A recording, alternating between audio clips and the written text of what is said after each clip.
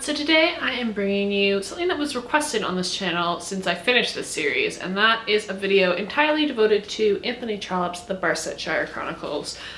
This is a series of 6 books, and I started this series almost 2 years ago, and it took me a while to kind of get into it, but I think it is probably one of my favorite Victorian series, and I think it's really well worth reading because Trollope is just such a fantastic author, but it is a little bit hard to get into. So I kind of wanted to talk through, work through the series a little bit and explain, you don't necessarily have to read these in the order, the chronological order that they're published in, but I think it's really worth it to read them in the order that they were published in, because you miss little details and kind of little tidbits that to me is one of my favorite parts of the series, is all the little extra details that Trollope has added in.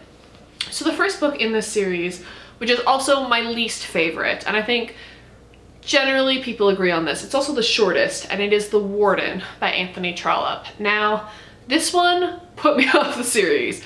I read it and I didn't pick up the books for almost 2 years after reading this one. It's quite short, so I do think it is worth reading. I find the characters a bit frustrating in this one, but the next book really makes up for that. So now I have these all in the Penguin English Library edition. They're not all currently in print. Unfortunately, Penguin English Library appears to be, no longer printing everything in their catalog, but they have recently released hardback editions with the same kind of designs by Coralie Bickford-Smith. So I'm going to link both links to the Penguin English Library, although you won't be able to get them all, and the hardback editions down in the description below. I always link all the books that I mention in the description, unless it's something massive like my bookshelf tour, which I'll provide a link to if you want to see everything that's on the shelf behind me. So if you want these but you're not able to track them down, I had to go on 8 books to get some of these, you can get the hardback edition, and I have seen pictures of these on Instagram and they look absolutely stunning, and if I didn't already own the Penguin English Library edition, I would own these. So yes, there are options for getting this series in beautiful editions. So to read you the back of the book for The Warden, Trollope's witty satirical story of a quiet cathedral town shaken by scandal, as the traditional values of Septimus Harding are attacked by zealous reformers and ruthless newspapers, in a drama of conscience that pits individual integrity against worldly ambition.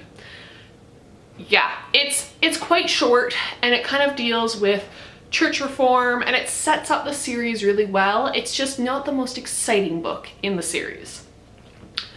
The next book in the series, I finally decided to get around to this summer, and I absolutely loved it, and it is Barchester Towers. And this introduces us to some of the this first book introduces us to the major characters. This introduces us to some more, and it kind of sets up the conflict for the whole series of there's 2 kind of sides in this town, and it's hilarious. I definitely recommend, if you found The Warden a little bit slow, give Barchester Towers a chance, because it's along the same veins. It's very satirical, it's making fun of the church, but it does it in a much better way, and it's much longer, but I found this a much more enjoyable read. So Trollope's comic masterpiece of plotting and backstabbing opens as the Bishop of Barchester lies on his deathbed.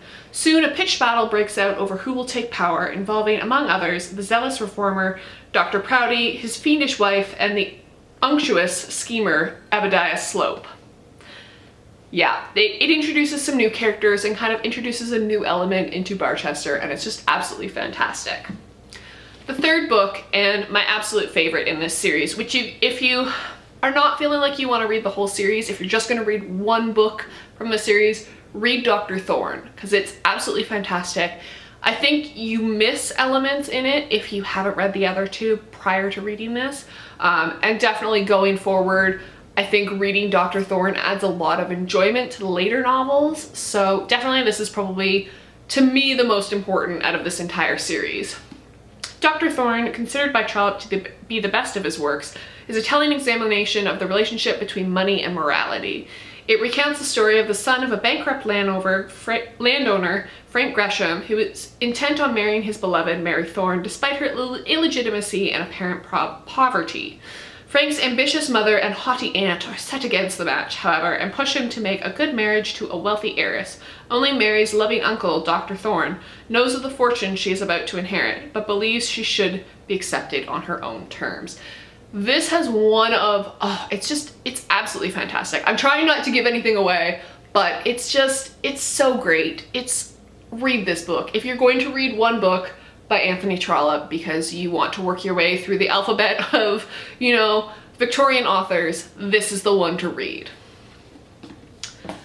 Next up is, I think this is either my second or third favorite in the series, and it is Framley Parsonage. And this, like Dr. Thorn, kind of takes us away from Barset as a whole. Like, we're not concentrated in the town, but we are dealing with kind of the surrounding countryside, and we meet some of the characters that we've met before, and it's absolutely fantastic.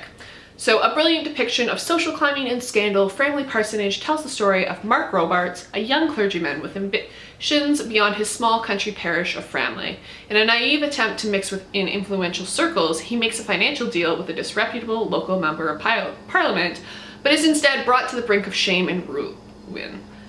Really, really great. Kind of looks at money lending. It's just, I love this one. Now that I'm reading the back of it, I'm like, I don't know which one is my second favorite. I know Dr. Thorn is decidedly my favorite, but this one is also really great. So read this one as well. Just the whole series in general. I absolutely loved it. It's made me laugh out loud at times when reading it and like cry when reading it, and just I had such a connection with all of the characters. The only book that I want to revisit The Warden because it's been a couple years since I read it, and now that I've read the whole series I want to go back and revisit it.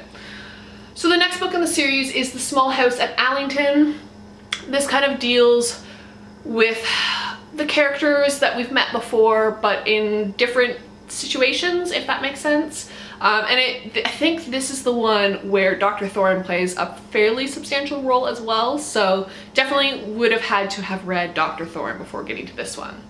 In this lively, intimate portrayal of country society, Trollope introduces two of his most endearing heroines, the spirited, independent-minded Lily Dale and Belle Dale, who live with their widowed mother as one sister is betrayed by the ambitious man she adores, while another must confront her reluctance to let any man near her heart. Trollope weaves together an intricate story of thwarted love, self-deception, and social climbing.